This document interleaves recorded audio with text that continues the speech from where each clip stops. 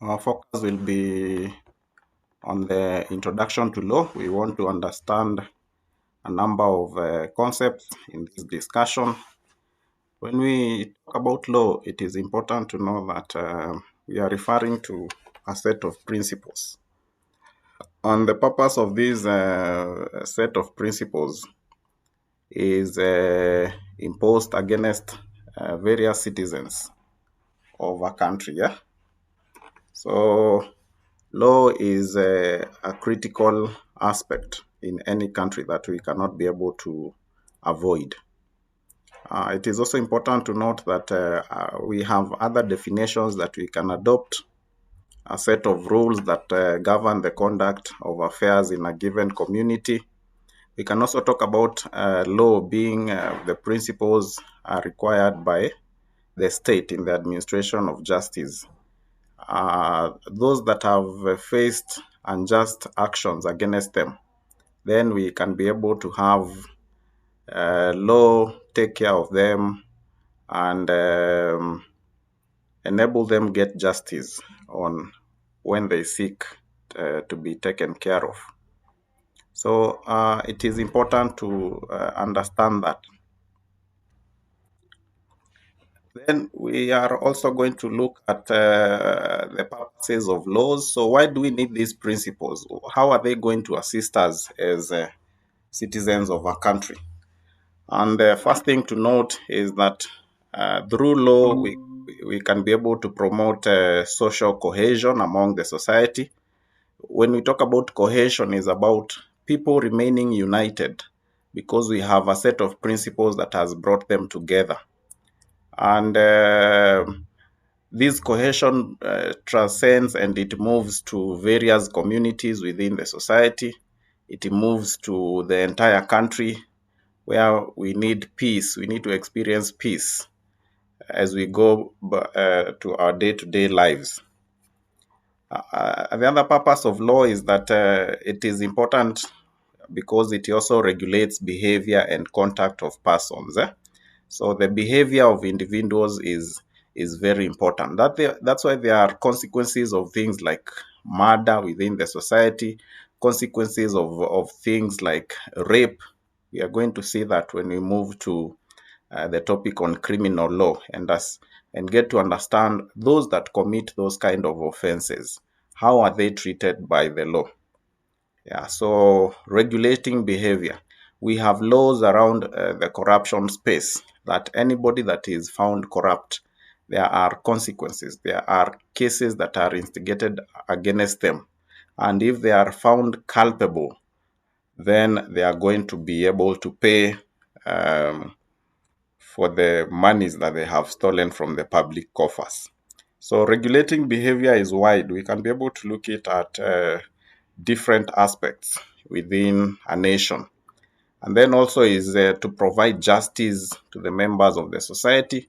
We have said within our societies, we have those members of the society that are aggrieved. They have lost their land to people that have huge appetite for land. They have lost their family members through avenues that are not right. And therefore, law allows these individuals to seek for a legal redress, have this kind of conversation listened to by the judicial space or the judicial arm of the government and to be able to provide solutions.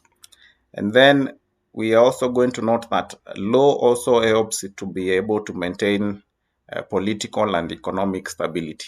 When we talk about political stability, it is the aspect of ensuring that there is a good political climate for each and every political leader, political vehicle, for example, political parties, they are able to thrive. And that's why in Kenya, for example, we have what we call the Political Parties Act.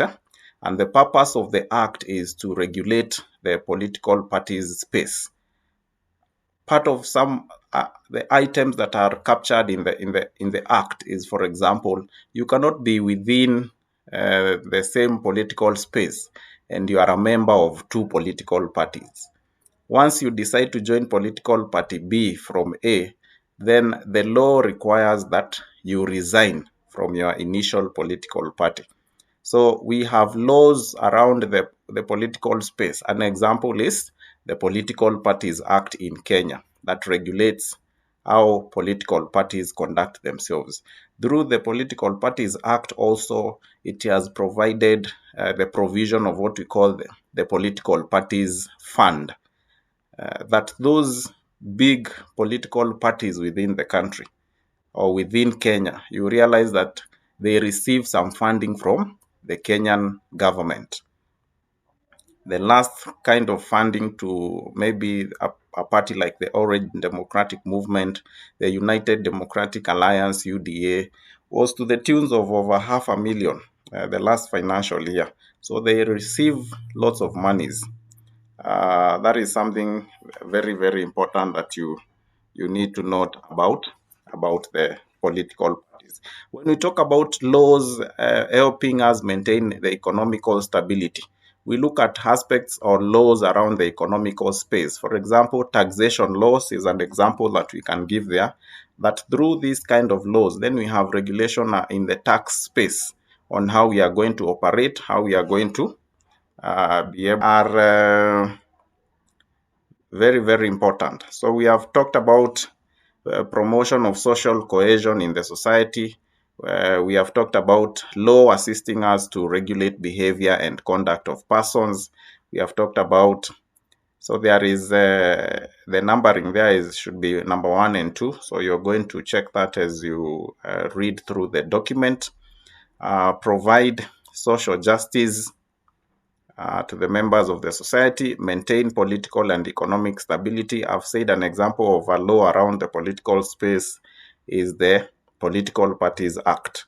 And under the economic stability, we have things like taxation laws that are very, very critical in maintenance of law and order.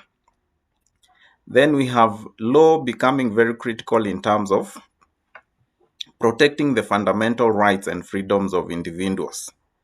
Yeah, you have heard about the Kenyan Constitution, for instance, talks about the fundamental rights of every Kenyan, the freedoms of every individual, for example, freedoms of speech, freedoms of association, freedom around participation into strikes and picketing.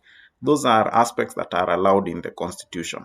And that's why anytime we have these strikes and people are picketing along the road and the government uses force on them, you're going you're going to hear them invoke this kind of a conversation. As you come into the session, kindly mute your microphone so that you don't disturb the rest that have been here. So that is in terms of protecting fundamental rights and freedoms of individuals. Law has been put in place so that our rights, our freedoms are taken care of. They are protected. Last but not least, the purpose of law is to be able to establish procedures and regulations regarding the dealings among individuals. So we have different kinds of regulations. Under these, we are going to quote very many examples of areas that we're also going to look at. Examples of these kind of laws are what we call the law of contract. We have what we call the law of the sale of goods. We also have what we call the law of tort. We also have what we call the hire purchase law. Yeah, so we have quite a number of them. Those are just a few of them. A few of examples of laws that establish procedures, regulations regarding dealings of different individuals. So the law of contract, the law of sale of goods, it's going to dictate how the buyer and the seller are going to be conducting their businesses. And then finally, as a purpose of law, is to be able to maintain peace and security within a country. Yeah, so anything that is going to threaten our peace as a nation, then we are going to find ourselves in a lot of trouble. And that's why in countries like Kenya, we have laws that have established, for example, the Kenya Defense Forces Act that has established how the Kenya Defense Forces is going to conduct their activities. Yeah, so those are the purposes of laws. We are not saying that they are all of them, but they can be able to guide us. Even as we read wide and into many other stories and information around purposes of laws, at least we have a guideline on how to move forward around it. Then we have what we call the features of law, or when we talk about features of law, we can also call it um, the characteristics of law. For example, we have already said when we were doing definitions. Number one, law is a set of rules. It is a body of rules. Even in we are going also at some point to talk about the sources of law in Kenya. We are going to see we have the main source of law is what we refer to as the Constitution. But we have other body of rules. For example, acts of parliament. We have laws that are made by the judiciary from previous judgments, what we call the those judgments that judges have made are very critical. We call them judicial precedents. So when we talk about a body of rules, it emanates from those laws that are made by acts of parliament through the legislature or the National Assembly. Court cases is what I'm referring to as judicial precedents and other acceptable sources. You are going to see quite a number of them away from the main ones. And then another characteristics of law is that it guides human conduct. It also guides the application to the community, how communities are going to behave, how communities are going to conduct themselves within the Kenyan jurisdiction. And those laws will only govern us within the Kenyan space. How are we going to apply them in the community? And then we have a change of rules, that law changes over time. So it is for that purpose that even our constitution will allow us to change it through what we call the referendum. So if at when we feel that there are clauses that we need to remove, then we can initiate a process that is going to guide us change the referendum or change the constitution. And that is what is mentioned in our next page here about change of law. And we are saying the society is dynamic, and laws keeps on changing. That's why, for example, in Kenya, you have had a proposal to increase the presidential term limit from 5 years to 7 years. Those are just conversations. Times are changing. Whoever was proposing that was saying maybe there is time wasted even immediately after people vote. Their aggrieved parties want to rush to court, and therefore whoever was proposing it was feeling that is like the president does not serve his 5-year full term. Yeah, so those are conversations that will continue to happen, and they continue to happen because we are saying that the law is dynamic, the society is dynamic. Dynamic means things keep on changing from now and so on and so forth. And then we also have enforcement of law. And we note that it must be enforced, otherwise its objectives may not be achieved. Yeah, so enforcement is very important, and that's why we introduce enforcement organizations and spaces. For example, the police, the courts of law. If you do not comply with any law, there are consequences. You go through the police, you are arraigned in court, so that you can be able to live by what the law says. And then also under the introduction, we usually also talk about what we call law and morality. In law, we have what we call wrongs, what we classify as legal wrongs and moral wrongs. And we are saying when we talk about legal wrongs, there are those wrongs that violate the state laws and are liable to court proceedings. Yeah.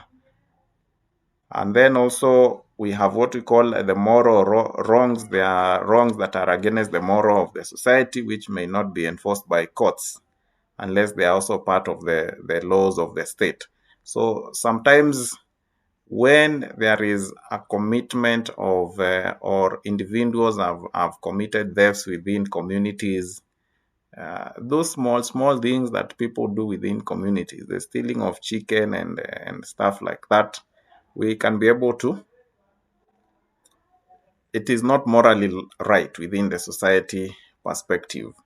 So we can be able to enforce or have this individual be, or those cases be resolved within the community setting. Now, law is wide. We have now what we refer to as the classification of laws. For example, what we call the public law and the private law, civil law and the criminal law, and also what we call procedural and substantive law, and what we call the international law. So those are what we call classifications of law. And it is also an important area that you need to know and understand. Now, what is public law? We are noting that this kind of law is going to govern the relationship between the state and its citizen. Yeah, and an example of a public law is what we call the constitution of any country. Yeah, this kind of document is critical because it talks about the most important aspects within a country, within a society, and we have to abide by it.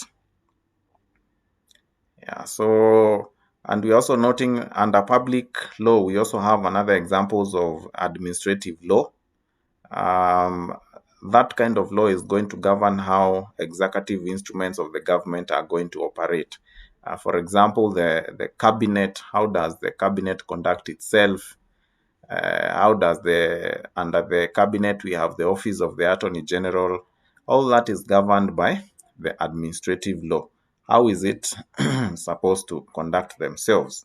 Or how are those establishments and organizations are able to conduct themselves? Then we have what we call private law.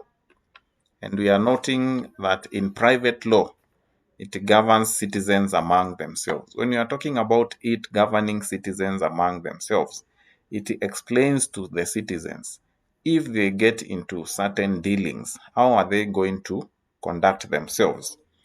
And they're primarily concerned with rights and duties of the person towards the other person.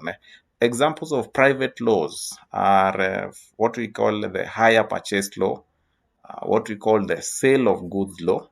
When you go to study those laws, you're going to find, like we are saying here, that it is concerned with the rights and duties of each person. Even from the perspective of sale of goods, where we talk about the buyer and the seller, we have rights of the buyer, rights of the seller, being very, very critical and captured in any sale of goods act. And then we have what we call the criminal law. It refers to the body of rules and principles that govern the state and individuals. We can also say that it falls within the public law. And the purpose of this kind of laws is to enable the public seek legal redress. Maybe a crime has been committed against them. So they can rush to the courts and seek the court to maybe award them damages and so on and so forth. And then we have what we call the civil law, and we are saying this kind of law is primarily concerned with the violation of private individual rights. Yes, an example that we can give of a civil law, we have actually divisions of civil law here. We can talk about the law of contract. We usually say that a contract is a binding agreement between two persons, and each of those persons has a right within the contract. But when one person violates that anything within the contract, then you have, or that person has violated private rights. And the person who is aggrieved has a right to seek remedies. When we talk about, we are going to have a discussion on law of contract in future. We are going to see remedies for breach of a contract. Number one, there are things like injunctions, payment of damages, restitution, also what we call specific performance, and so on and so forth. So that is an example, a division of a civil law. We also have what we call the law of tort. And when we talk about the law of tort, we're also going to discuss it on its own. It's about the civil or wrongful acts against various individuals. And examples of laws of tort, when you are talking about wrongful acts against individuals, for example, in tort, we have what we call negligence, where you are supposed to do something and you have not done it. You are a doctor, you are supposed to conduct an operation, but because of your negligence, probably you end up leaving operating tools in the body of the patient. Yeah, so the patient can sue based on a civil law, specifically on the law of tort. And then also an example of a law of tort is also what we refer to as defamation, where individuals outrightly mess up other individuals' names by, for example, wrongful publications. Publications that are, when we talk about defaming, is about sending out information that is meant to uh, make the other party look bad or portray them in a certain negative way. So that party that has been defamed has a right to be able to sue. And then also we have the law of property. It deals with the nature and extent of rights. Very many times we have had people, families lose property to other people that maybe have a huge appetite for property. That person who is aggrieved can be able to sue uh, because of such kind of things. And then we also have law of succession, at least the number one, Roman 1, 2, and 3, we are going to do them later in our discussion. So succession is about a law that comes into existence after the death of an individual. Yeah, so under this law, the main purpose is to ensure that there is a proper distribution of the property of the deceased. So it is a very, very important part of the civil law also. Under that topic, we are going to discuss different things. We are going to look at the characteristics of a valid will and so on and so forth. Now, we have a very brief discussion around what we call the differences between a crime and a civil wrong. And we have captured it very well here. Examples of crimes are things like theft, things like assault, things like robbery and murder. And civil wrongs, what we have just said, wrongs against other individuals, wrongful acts against other individuals. And the examples are what I've just given: negligence, what we call trespass, what we call breach of contract, what we call defamation. So, what are other differences? Because now, in terms of examples, we have been able to show those two differences. So, one of the differences on the crime side, we are saying that it is a public wrong against the state. So, the state is going to bring forth a case against anybody that commits the things that we have just mentioned above. Anybody that commits theft, anybody that commits assault, anybody that commits robbery and murder. It will be you against the state within our court system. And that's why when you are found culpable that you have done any of these examples of crimes, then there are consequences. There are consequences of murder, where you can be sentenced to death. Yeah, that means you serve the entire part of your life in the where you are incarcerated. So your freedom from that particular point where the judge pronounces themselves, your freedom is forever curtailed. And then the opposite of that, private wrongs against individuals. We have mentioned that when we were defining civil wrongs. And then difference number two, parties are the prosecution and the accused. So the prosecution is on the state side. So they represent the state while the accused is the offender who is being prosecuted. That's why we have what we call the Office of the Director of Public Prosecution. Anytime you hear about cases of murder, cases of rape, cases of assault, the police are going to take charge of that particular incident. And then once they carry out investigation, then the next move is to pass that file to the Office of the Director of Public Prosecution. And then the Office of the Director of Public Prosecution is going to open up a case, against you. By that time, you will be termed as an offender.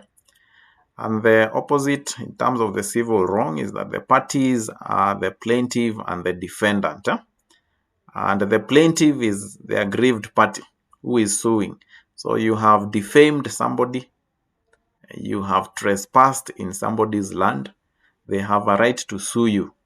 And then you're going to come in as a defendant and defend yourself against those accusations. Difference number three is that when we are talking about crimes, the purpose is to we want to punish the offender. And of course, as we punish them, we also want to deter them from committing similar acts. And then also, when it comes to civil wrongs, whoever is aggrieved, the plaintiff, what do they seek when they go to court? They seek to be compensated for any harm or injury that has been caused to them. And then we also have, on the civil wrong side, punishment such as imprisonment, fines, community service. I've just mentioned that. It depends now on what you have committed as a crime. And then also on the opposite side, on the civil wrong side, is you are awarded what we call compensation. These compensations will come in form of damages. When we talk about damages, they are financial in nature, where you are paid. It is a way of saying that we have listened to you and we have realized probably you lost ABCD. So this is what we are awarding you. Injunctions. When we talk about injunctions, is in the legal language is what we refer to as temporary stops on doing something. So for example, if somebody has trespassed on your land or somebody is defaming you, they are posting negative information about you, you can also go to court and have an injunction. An injunction will be a temporary stop from any publication that is meant to portray you in a negative light. So, and finally, the reason why on the side of crimes, the reason why we follow up on those people that have committed these crimes, we also want to protect the society and uphold the public order or uphold the public order. So we want to protect the society from murderers. We want to protect the societies from people that have committed rape. And then the other one is to address and rectify wrongs done to individuals. So if there was negligence, if there was defamation, if there was trespass, the purpose of civil wrongs is we want at that point that we need to rectify the wrongs that have been committed against people. Then we have what we call procedural laws. They consist of rules which determine the manner in which the court proceedings are required to be conducted. And the purpose of these laws is also to establish a guideline on to how cases are going to be dealt with within the court system. And then we have what we call substantive laws. actual rules regarding the civil, criminal, and other fields. For example, in Kenya, we have what we call the criminal law that now establishes in issues around murder. How can we go about it? How do we treat the person, the offender? And what are the consequences? All that is very well captured. And as we wind up on those classification of laws, we have what we call the international law. So rules that regulate the relations between states.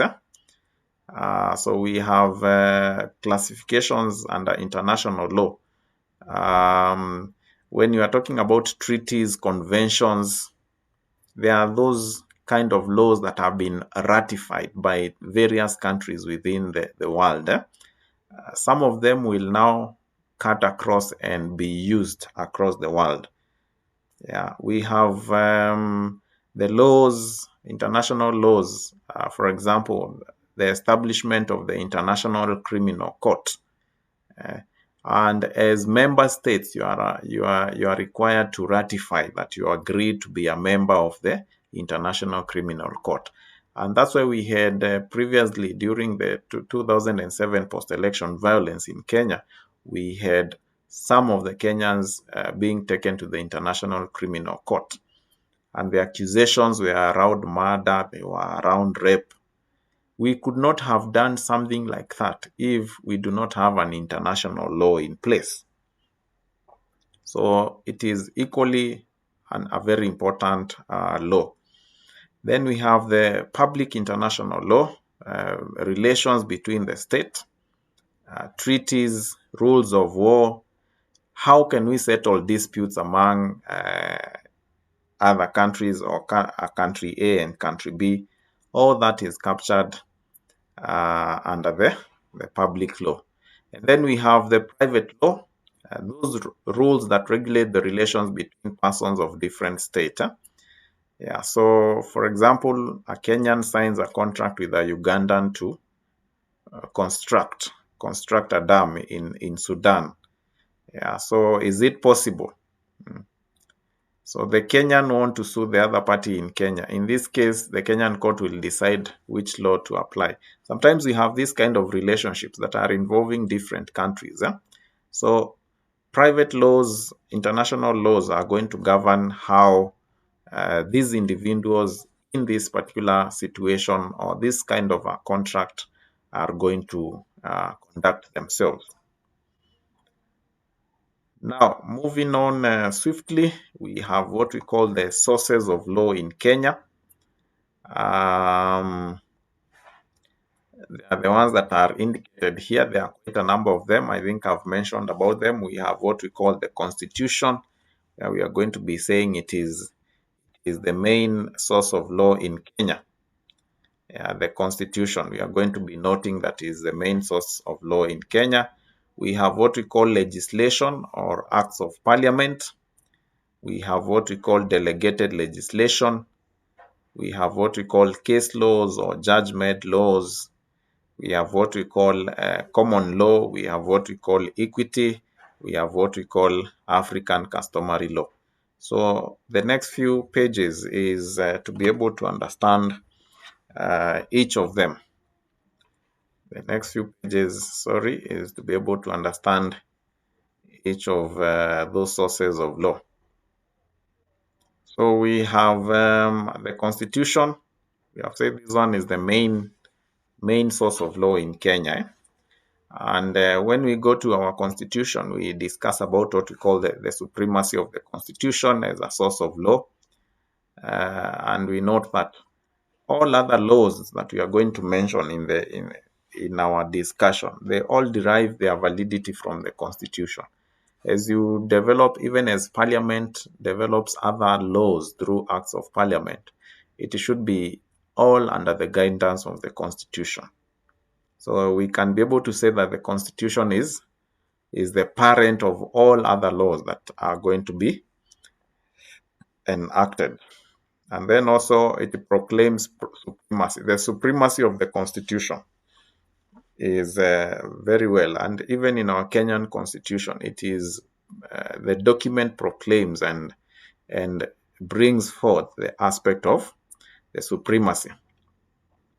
Then we have within the Constitution also, we discuss the organs of government. Through the Constitution, it is where we create what we call the legislature. We create what we call the executive. The legislative arm of government is where we have the National Assembly. It is where we have the Senate.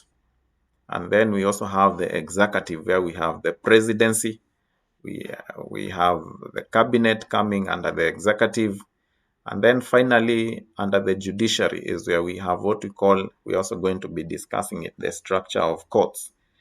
So we have the Supreme Court in Kenya, we have the High Court, we have the Court of Appeal. All those courts have important and critical aspects. Then we also have our Constitution, like we had mentioned some place above there, guarantees us some rights as citizens of the country Kenya. So the first one is right to life. The other one is right to personal liberty. The other one is right to property.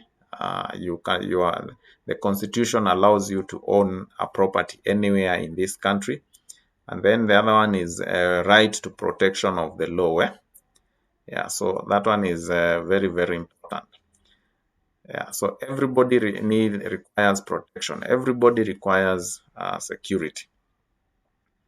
Under the freedoms guaranteed by the Constitution, we have quite a number of them also.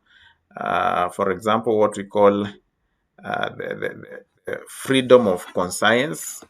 We are noting everybody has a freedom to have their own thoughts, a freedom to relate with different religions without being victimized that, oh, you are a Muslim or you are a Christian or any other religion. The other freedom is the freedom of assembly and association. For example, the freedom for individuals to be able to join trade unions. Trade unions are associations or organizations that exist to represent employees and workers in their issues around salaries and so on and so forth. So the Constitution provides freedom. Nobody should say that you cannot join a trade union X. And then also freedom of expression. This simply means that you are able to freely express yourself. Anything that you feel you are aggrieved, you are freely able. The Constitution allows you to say whatever you want to say around any conversation. The other one is freedom from arbitrary search of a person, his property, and entry into his premises. So nobody can just show up in your house and begin to search you. That's where through the police we have what we call a search warrant. If anybody just wants to pop into your house and search your house, they need to come with the document we call a search warrant to enable you or enable them carry out whatever kind of search that they wish to. Then the Kenyan Constitution also talks about freedom from slavery and servitude. Yeah, that nobody should be able to treat you as a slave. And also we have regulations around what is the age of anybody to be called an employee. You know, minors, for example, those people that are below the age of 18, it is not supported or they are not allowed to be employed. And slavery is also about misusing of those people that you have employed. And then also we have freedom of torture, degrading, inhuman, or other forms of punishments. So, and then we also have freedom of movement, so you can move from point A to B, and nobody should ask you what you are going to do in a particular location. And finally is the freedom of discrimination and discriminatory laws. In Kenya, very recently, we have signed into law, or the president has signed into law, the People with Disability Law. And this law is meant to ensure that there is no discrimination of the people with disability. Probably is a document that you also need to find out and see what it says. So that is the Constitution as our source of law number one. Remember that document is very wide. We may not be able to study it in its entirety. But I encourage you to download the Kenyan Constitution, get to understand a number of things there. For example, the topic that we are going to be discussing in future called the law of succession. We are going to be getting quite a number of content from our constitution. For example, issues around citizenship of a country. Source of law number two is what we refer to as legislation, the Act of Parliament. This is where laws are made by the National Assembly. And then it is also important to know what we call the legislation process in Kenya. Before any law becomes a law, then it is referred to as a bill. So we have, so a bill is just a proposal of a law.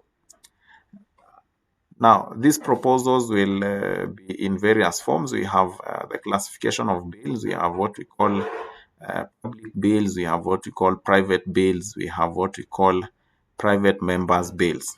Now, public bills, we are noting that the purpose of this kind of bills is to deal with matters to do with public policy. Yeah?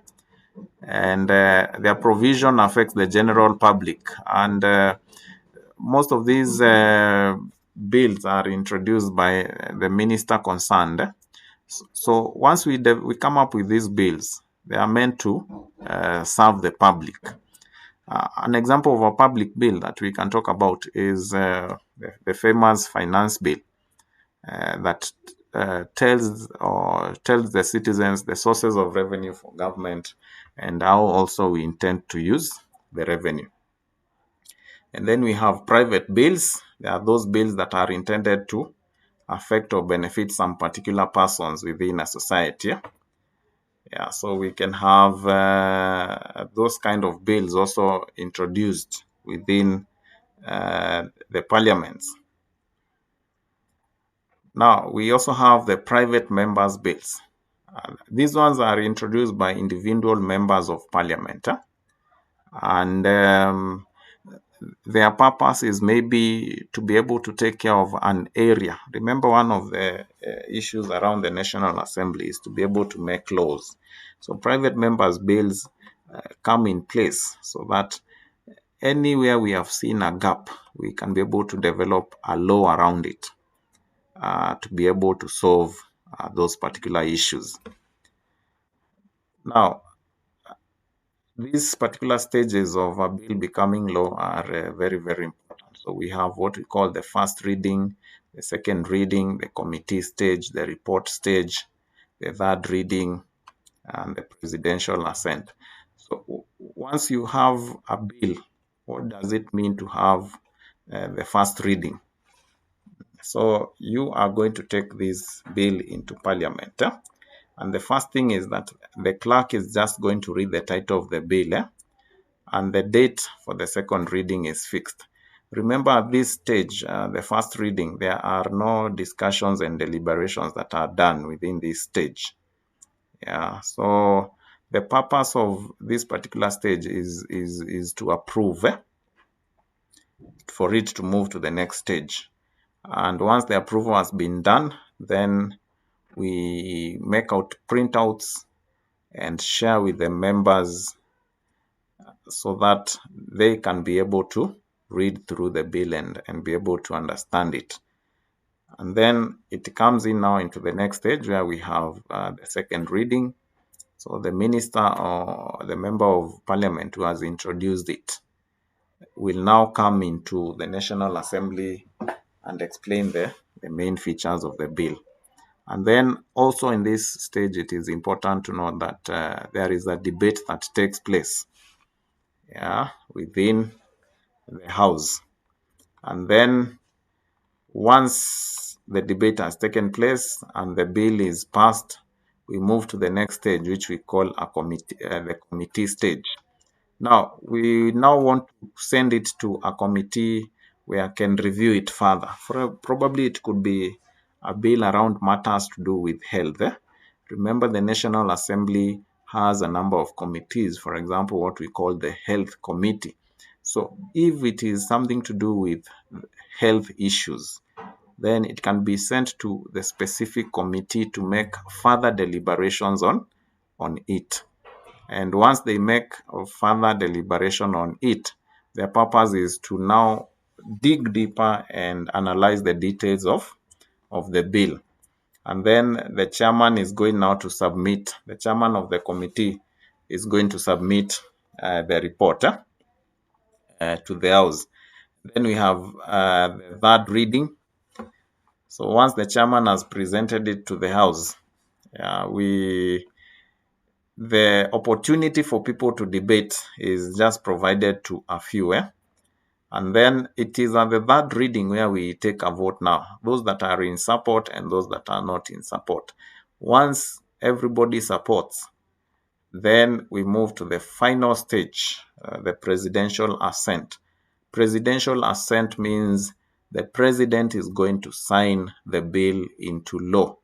So finally, it becomes an act of parliament. So all that discussion is under our sources of law number 2, acts of parliament. We have discussed about bills, the process of bills becoming law. And then we have what we call delegated legislation. Now, delegated legislation is very simple. Even as we say the National Assembly is the main body that makes laws, it may not have time to make all the laws. So delegated legislation is when we give the legislative authority of making laws to other subordinate bodies, various institutions. If you go to county governments, you are going to find, for example, through the ward assemblies, we have laws that are only used within the jurisdiction. It's like before Kenya adopted the Constitution 2010, we had bylaws that governed different municipalities. So we can bring in bodies that can develop these laws. These bodies can be professional bodies. For example, in Kenya, we have what we call ISPAC, the Institute of Certified Public Accountants. Probably we want to develop regulations around the accounting space. We may not have professionals, but when we go to these professional bodies, then we can get a standard regulation that is going to guide all of us. And then we also have, when we talk about subsidiary, another name for delegated legislation, we can also call it subsidiary delegation or subordinate legislation. Subsidiary legislation or subordinate. When we use any of those three terms, subsidiary, subordinate, delegated, it simply means that we are giving powers for individuals other than the National Assembly to be able to make laws. Now we have what we call ultra vires. It is important to note that we have said the Constitution is the supreme law of the land. So anything that we have done through delegated legislation or any law that we have developed through delegated legislation and has gone against what the Constitution says, we are saying it may suffer because it may be quashed by the court of law. Quashing is dropping it away or doing away with it. Because it means those professional bodies that you have talked about or those delegated bodies have gone beyond their donated powers. If we donate powers to you to make laws, then you do not develop things that are punitive, do not develop things that are against the Kenyan Constitution. We need to be very, very considerate about that. So, ultra vires simply means acting beyond powers. We usually call it the doctrine of ultra vires. Now, we have two types of ultra vires, what we call substantive ultra vires. And we are noting that in this kind of ultra vires, the authority making delegated legislation exceeds powers granted by parliament. So you can be given powers and you exceed them. Exceeding them, I've said, you can be able to develop laws that are not right. And then procedural ultra-vires, where this delegated legislation contravenes any mandatory procedures set out by the parent state. There are established procedures, even as we develop various laws. For example, now the issue of public participation has become a key one, where before you come up with any law, you have to ask the public, what do they think about it? And then seek to provide a solution to them based on the ideas that they have given you. So why do we need to do delegated legislation?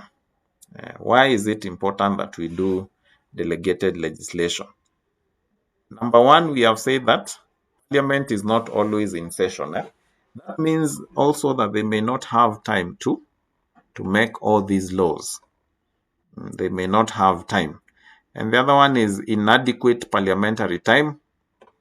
So remember, for example, the Kenyan National Assembly meets 4 sessions in a week. They are going to meet on Tuesday afternoon.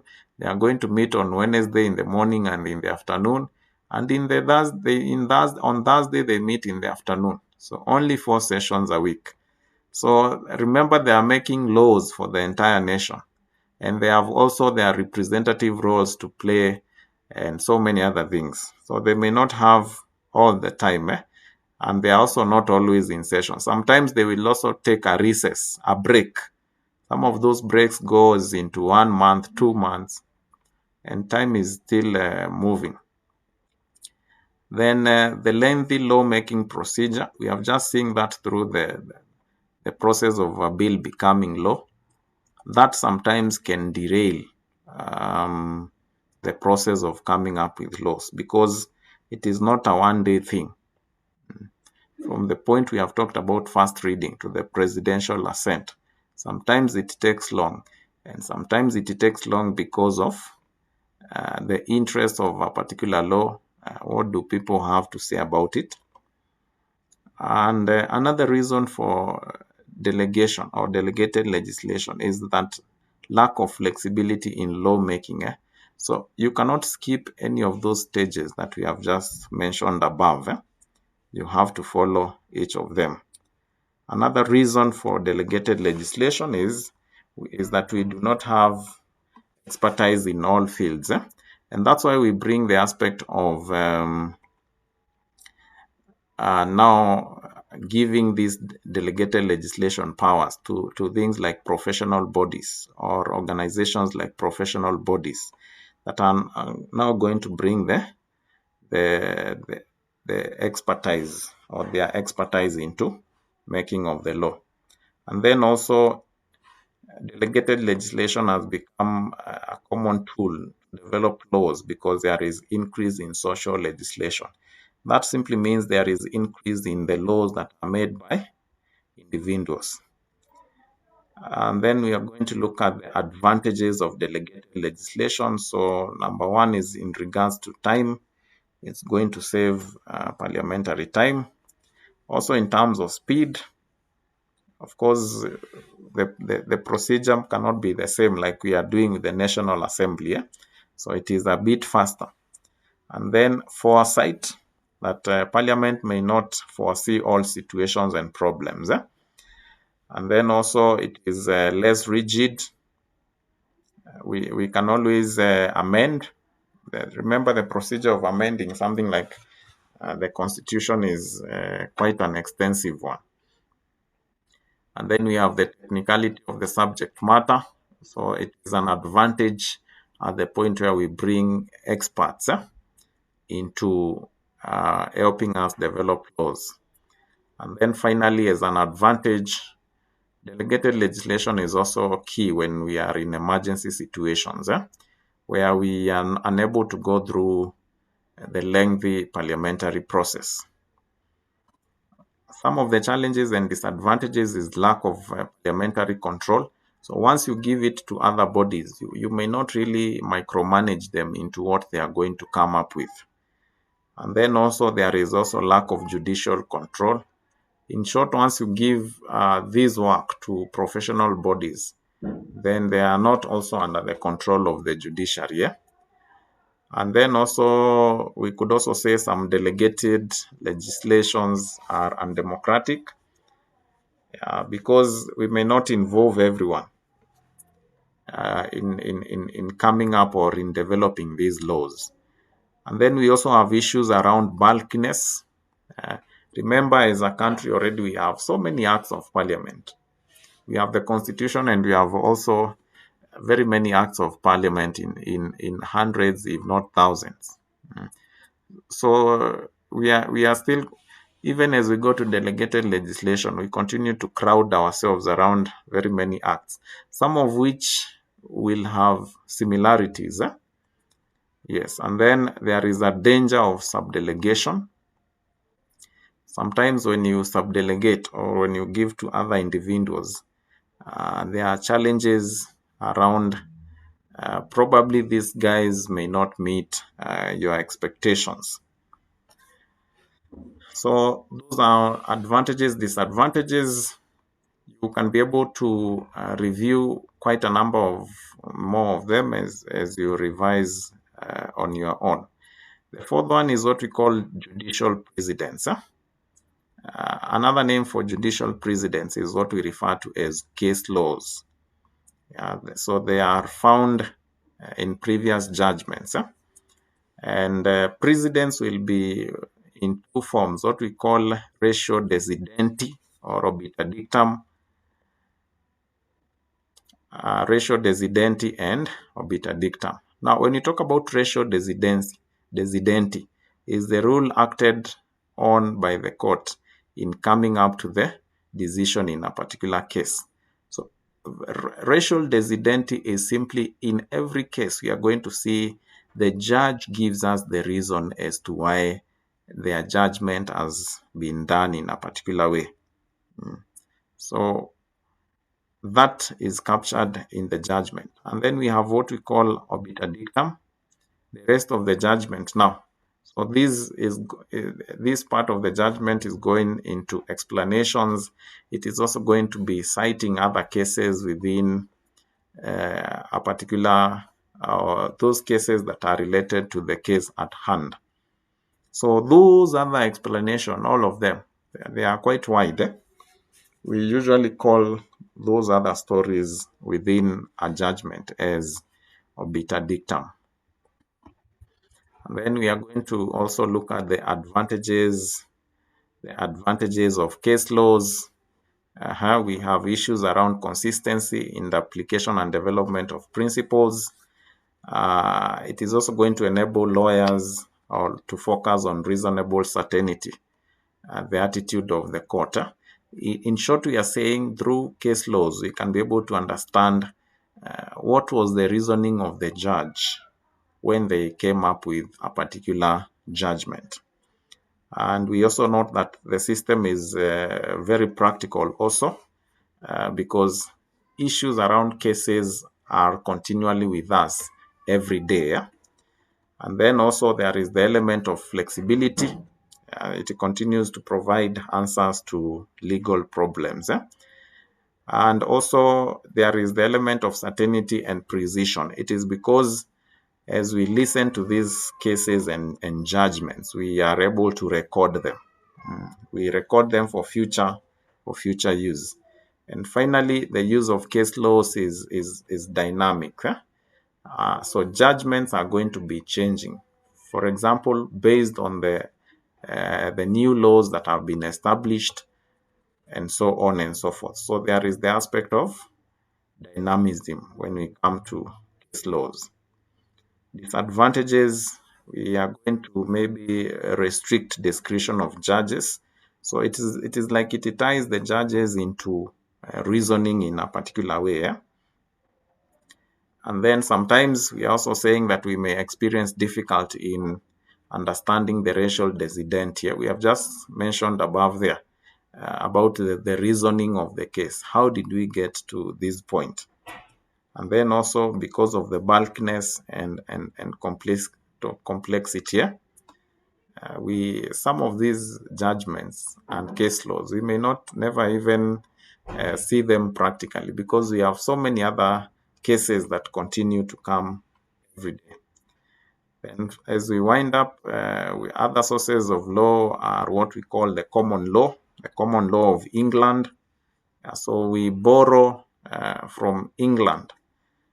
And we also look at the ancient common law courts within the England space on what they judge.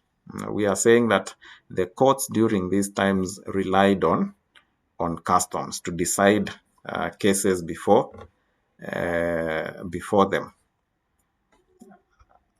Another source of law is what we call the Islamic law, also referred to as the Sharia law. So this is it governs people around those that profess the Muslim faith, and it is in this when we talk about the structure of courts, we are going to see the Qadhi's courts and also understand their jurisdictions within the Kenyan space. Then we have equity. Yeah, so this one is from the branch of law of England. And the purpose of the equity as a source of law was to be able to supplement the common law. And it was also developed so that we can be able to mitigate the harshness of the common law. Yeah? So it was something like a supplementary kind of law. Uh, and finally, and equity, you are required on your own to be able to do research on what we call the maxims of law. You can be able to note them somewhere. There are quite a number of them, and there are areas that are quite examinable. And then we have finally what we call the African customary law.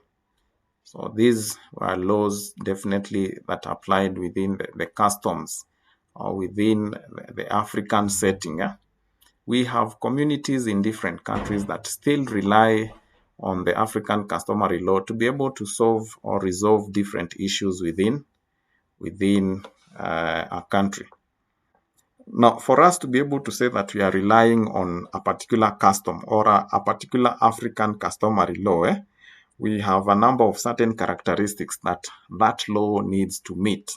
Number one, what is the element of reasonableness?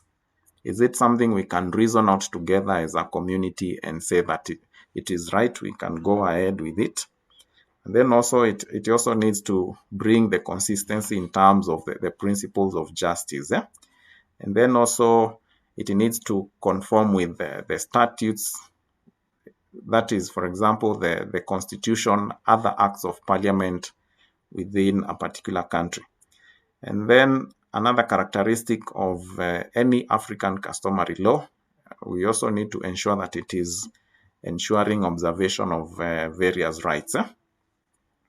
And finally is immemorial antiquity. It must have been observed since time immemorial. Yeah, so we need to be able to see within a certain African setting that whatever we want to apply as African customary law has been there for quite some time. So that is where we are going to bring to our end our discussion today. Thank you so much.